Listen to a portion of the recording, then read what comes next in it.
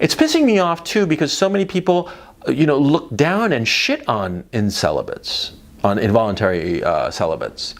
And they shit on them, and it just seems wrong. It seems like rich people shitting on the poor. You think that's pretty asshole-ish, right? If somebody were to oh, I'm rich, I'm a millionaire, and so, oh, you're not a millionaire, so you shit on you. That's exactly the attitude that so many people seem to take to involuntary celibates.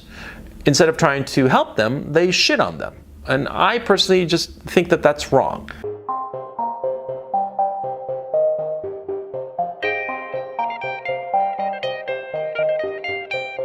One of the problems of incels, it seems to me, as an outside observer, is that involuntary celibates have this bizarre fantasy that one woman can satisfy all of their needs.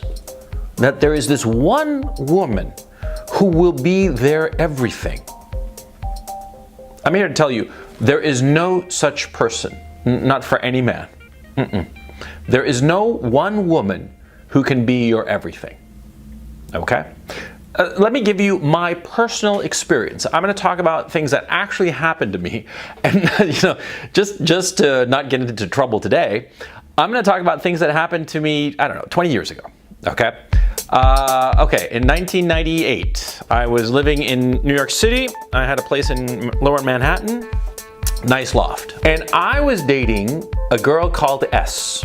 She was some kind of woman. She was tall, like I like them. She worked in sort of like a corporate environment, 5'9", 5'10", something like that. An up-and-comer, and she had a body that had been made by hand. She was at the time, she must have been, it was just 28, 29, something like that. And she had a place in the Upper East Side, and I forget, 27. So she worked the financial legal area. An incredible body, and she was very successful. Now, she was my official girlfriend, right? And I would go with her to parties, and she was the girlfriend, and I was the boyfriend. I was the successful novelist boyfriend, right? And she was this successful go-getting girl, and so I'd go with her to dinner parties that she'd have with her bosses and stuff, and these social events. Okay? And at the same time, it pains me to admit it, but even though S was just very, very hot, I was also seeing a girl called, let's call her L. One of the best fucks I've ever had in my life. Now, L was not my type at all. She was this petite little redhead and just this tight little body. 5'1", 5'2", really just short. She wasn't trashy per se, but she was kind of white trash. She was just, unbelievable. Having sex with S was all right, a little bit of a chore sometimes. With L, it was just incredible. It was just fantastic sex. Best sex of my life, no question. The sex with S was sort of like a chore, and it was not a very pleasant chore, to tell you the truth. And I suspect that had it not been for L, I would have broken up with S a lot sooner. But L was just, she just gobbled me up, right?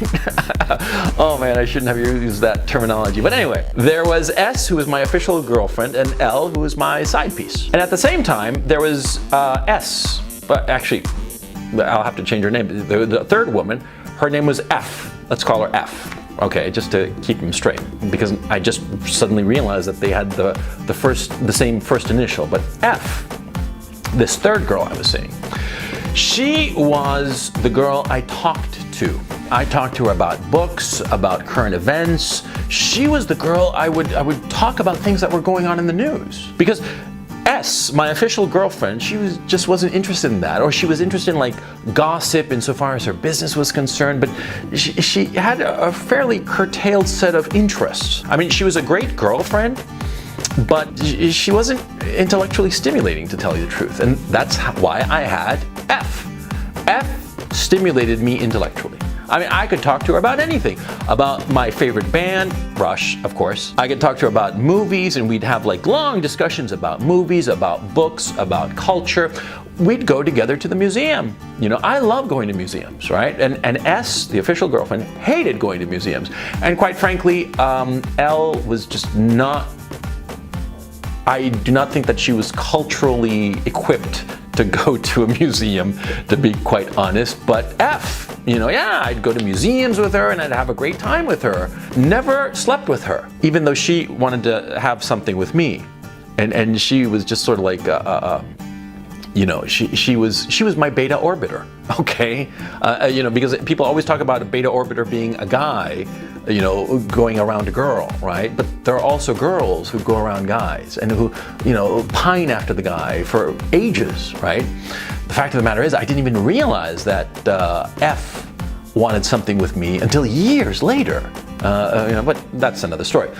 And then finally, there was a fourth woman in my life at the time called A. And A was the girl I told all of my hopes and dreams to. Now A, she was married to somebody else, and I had no sexual interest in her whatsoever, and she didn't have any sexual interest in me either. We were each other's literal best friends. We would talk about like emotional shit, right? With A, I would tell her like my deepest, darkest insecurities. I mean, really, stuff that you'd share with your priest or your shrink, right?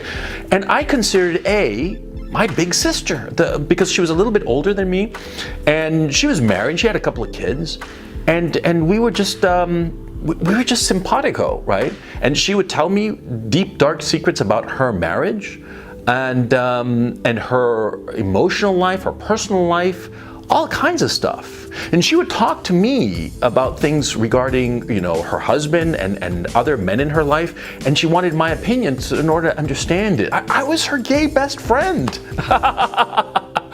And she was like my older sister, right? And we'd tell each other like really intimate shit, right? I miss A very much. She passed away from ovarian cancer, as a matter of fact. I miss her to this day greatly because she was a great friend.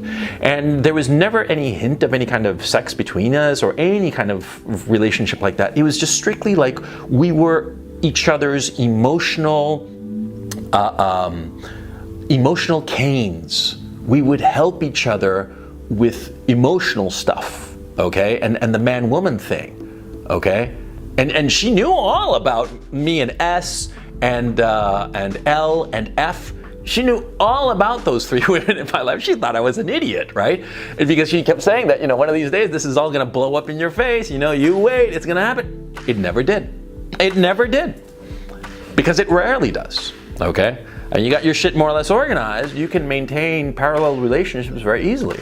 And the fact of the matter is, if you're a grown man, a mature man who wants to be able to express himself in all facets of who he is, it pays you to have these parallel relationships, because the fact of the matter is there is no one woman who can fill all of these roles in your life. It's impossible. No one woman can be your girlfriend, can be your fantastic mistress, can be your best bud to go out and do all the fun stuff together, can be your emotional crutch who can help you out and talk you through, all your emotional baggage and shit. No such woman can exist. It's impossible, because what happens is that these different roles, they contradict one another. See, for hot sex to exist between a man and a woman, I mean, that blazing hot sex, well, first of all, it's for a short time. It never lasts very long. 6 months is the half-life. It might end, shortly thereafter, or it might end in 18 months, but it always ends. That blazing hot sexual relationship, it always peters out. It always peters out. And it just becomes, you're just sort of like stuck with one another. And often as not, if you're attracted to somebody on a purely sexual basis, you'll discover, as I did with Elle, that, yeah, sure, you're attracted to her sexually, but in other aspects, you're not attracted to her at all. And you don't really want to be with her insofar as those other aspects. But there are other women that you do want to be with. And like I say, you don't want to necessarily sleep with them. It's not necessarily a sexual relationship. Like with A really was one of the best friends I ever had, and I think I helped her out, and she definitely helped me out on a lot of things that were really important to me at different times in my life. And I hope that I was as good a friend to her as she was to me, and like I said, I miss her dearly. Now, insofar as F is concerned, she was another girl that she couldn't. She didn't have the equipment to deal with my emotional issues the way that A did. Okay, and there was also another issue that A knew me from way back when, since I had been like, I don't know, at the time I was like 30, and she'd known me since I had been like 20. Okay, she'd always been this big sister figure in my life that I cared for very deeply, whereas F, she was this great girl that I could talk to about all kinds of stuff, but I just didn't want to have any kind of relationship with her beyond that. I wanted to hang out and have a good time with her. You know, she was the buddy I'd watch a movie with, but she wasn't somebody I wanted to sleep with. And she wasn't somebody that I really wanted to talk to and tell about my deepest, darkest secrets. And insofar as S was concerned, my official girlfriend, she was great. She was great. She was a woman that I could see myself, her being the mother of my children. Because at the time, we wanted very similar things insofar as life is concerned. Now I've changed, but it doesn't really matter. At that time, I seriously considered her as a potential wife. But see, insofar as other aspects of my life, of my being, of my person, she was a terrible fit. On the sex part, on the emotional part, the emotional availability, because she had hang-ups of her own. And because of those hang-ups, you know, on an emotional level, we just weren't clicking. But we fit really well together in the kind of life that we wanted to live, or at least the kind of life that I wanted to live at that time, that I thought was something that I wanted long-term, but that's a long conversation. It's for another opportunity. But the point I'm trying to make here, in telling you about these 4 women that I was seeing at the same time back in '98. See, one of them could not fulfill all of the roles that I needed. You see? I needed different women for different roles in my life. Now, at that time, I had 4 women, and I was only sleeping with 2. Okay, the other 2, it was like emotional. It was an emotional thing, an emotional connection. But you see the point I'm trying to make here. It's trying to explain to you that no one woman can fulfill all of your needs because your needs are contradictory. Okay, your hot sexual partner, when she starts hearing about the problems that you had growing up with your parents and shit like that, she's going to be turned off. It's inevitable. Okay? Because part of the reason of hot sex is there's an element of not really knowing who you're with. But when you actually start to know them well, and start to understand them well, then your attraction, your sexual attraction, it goes by the wayside. See? You're not sexually interested in them.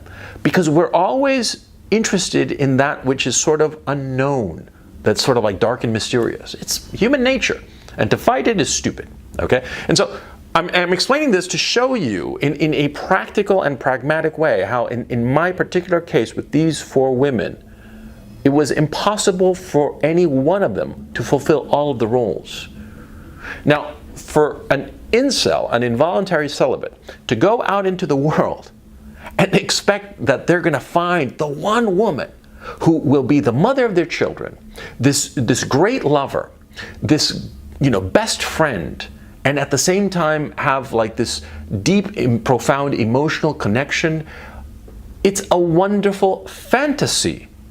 But it's a fantasy. It can't happen in real life, no matter how hard you try. Okay? No matter how hard you try, no matter what you do, you will never find such a woman. It's ridiculous to think so. But see, involuntary celibates, they have this illusion, they have this fantasy that there is the one woman who can do it all. And so multiple things happen. First of all, finding this one woman loads them with pressure. Okay? And so every woman that they meet, they're trying to figure out, is she the one woman who can do it all? Is she the one? Yes, no, maybe. Right? They freak out every time they meet some woman because they're terrified that this woman that they're meeting is the one. Okay? Instead of taking the woman that they meet on her own terms. When I met these 4 women over the years at different points in my life, right? I just took them as they were. With A, for instance, she was a student of mine. when I was a 20-year-old, I taught English as a foreign language, and she was one of my pupils. Okay, and from the get-go, I just took her as she was. I thought she was a great girl, and we'd hang out and have coffee. And there was never any kind of sex thing going on because she was a little bit older than me, and just there wasn't that sexual spark, but there was this weird affinity. And I just took her as she was. I wasn't trying to make her be the one. I just took her as she was, and because of this, we established this profound relationship, which is, and I've mentioned it here, and I've been a little cavalier about it, but to tell you the truth, it was one of the most profound relationships of my life. Because I told her things, deep, dark secrets of who I was and my background that I haven't told anybody else, even my wife, quite frankly. Okay? And I was able to do that, but it was because I took her as she was. When I met her, I looked at her and I was not sexually attracted to her, even though she was a lovely woman, but I wasn't sexually attracted to her at all. But I thought that she was a great person, and I liked talking to her. And so I just took her as she was, and that's the problem with involuntary celibates. They don't take a woman as she is. They try to find the one, and so they're both panicking, and when they don't immediately find the one, they sort of like discard the woman, as opposed to not realizing that that woman that they're meeting, yeah, sure, they might not be the future mother of their children, or they might not be the future sex partner, but there might be other aspects of who this woman is that can fill them with joy and happiness. You see what I'm saying?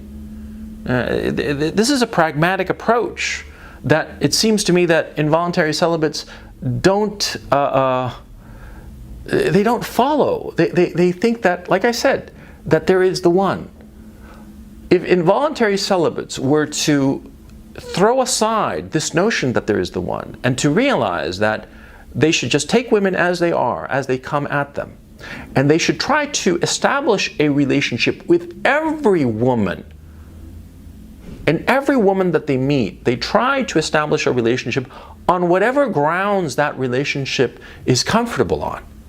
With F, for instance, the girl I would hang out with and watch movies with and have a good time with and have a laugh and do all kinds of stuff. Yeah, when I met her, I just wanted to be friends with her. I never wanted to sleep with her or anything of the sort, okay? It was only, like I said, years later that I realized that she had feelings for me, but that's not my problem now, is it? It was her thing. See, in my own case, I just took her as she was, and we had a great time, a great friendship that unfortunately ended because it got to the point that her desire and impatience blew up the relationship. I mean, well, it was doomed because of this, because she wanted something and I didn't, but that's, again, for another video. The point I'm trying to make, and I guess, like as always, I'm not being very articulate as to how to make it, but involuntary celibates, and if you are one, you should follow this advice, should never try to find the one, and should remove that illusion, that fantasy from their mind, because it prevents them from interacting with women, with whatever woman they find, on a normal basis, because they're so pressured, they are so self-pressured to find the one woman who will make them happy in all regards, that they, on the one hand, self-sabotage any relationship because there's so much pressure and so much anxiety on themselves. They put so much anxiety on themselves that they spurg out, and the woman, whatever woman it is, doesn't want to have anything to do with it, because what woman wants to be with a spurg? No woman, right? So they self-sabotage, and they, by dismissing any woman who might not be the one, they lose out on potentially very profound relationships that can serve them well. You see what I mean? Well, I hope this helps any involuntary celibate who's watching this, because I've thought a lot about the whole issue of involuntary celibacy, and it just seems tragic. It seems tragic, and it's pissing me off too, because so many people look down and shit on incelibates, on involuntary celibates, and they shit on them, and it just seems wrong. It seems like rich people shitting on the poor. You'd think that's pretty asshole-ish, right? If somebody were to oh, I'm rich, I'm a millionaire, and so, oh, you're not a millionaire, so you shit on you. That's exactly the attitude that so many people seem to take to involuntary celibates. Instead of trying to help them, they shit on them. And I personally just think that that's wrong. And so I guess that's why I wanted to make this video for incelibates, so that they, kind of like, get with it. See? You will never find the one. Throw that illusion out of your head and recognize that different women can fulfill you in different ways.